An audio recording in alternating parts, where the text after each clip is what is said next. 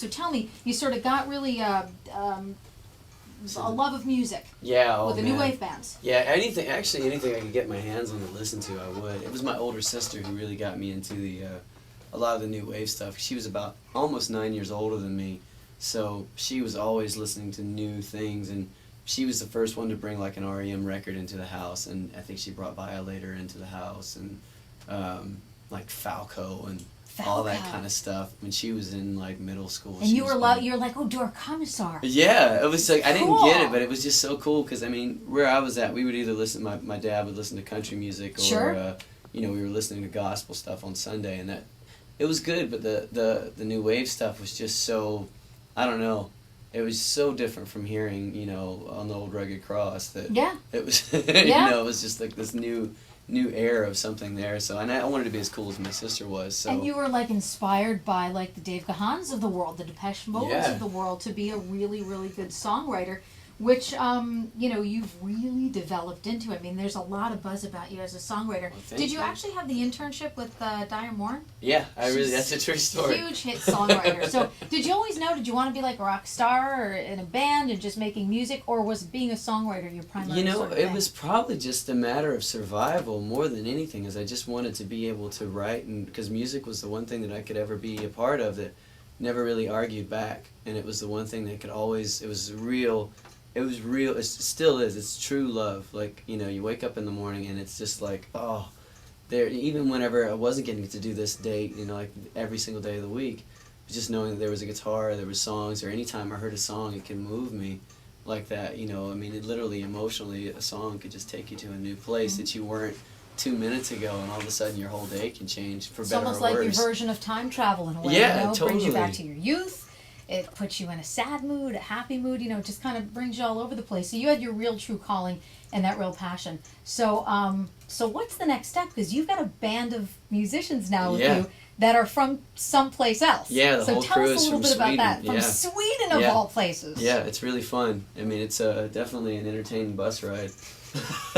Jim, talk to us a little bit so we know you're definitely from Sweden. Jaha, ja, vad vill du att jag ska säga då? Men Terrie kan säga lite vad som helst. There you go. There you go. So how does that happen? So how does a guy from South Carolina who sort of then migrates to LA and gets in with all these music people find songwriters and a band from Sweden? I ended up living what happened was I had to leave a house that I was in, bad relationship and just bad situation in the home. And it really was to the point where I was going to have to either come back to South Carolina or be homeless in LA, live out of my car.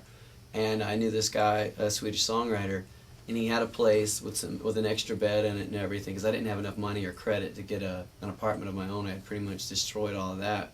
And he knew my situation. He's like, just move in, man. If you can pay what you can for electricity and rent, it's good. Just take care of my place. And so I moved in there and got rid of all of my bad habit friends, and all the Swedes took me in. And before I knew it, I went over. Max Martin paid for me to go over to just to go see some World Cup, the World Cup soccer finals one year. Just out of nowhere, we were sitting in a bar one night, and with my ex-girlfriend and a bunch of friends, and he's like, everybody's telling me, come to Sweden, come to Sweden. Still, I was as poor as dirt, and he heard everybody saying that, and he came and was like, yeah, come to Sweden, you got a place to stay. It's like, man, I can't. There's no way. That's just an odd thing, come to Sweden. Yeah, it's like sort one of those things that would be in like a television commercial or something, Right. But he told me, he's like, dude, I'll buy you a ticket. And he's like, no, I bought you a ticket.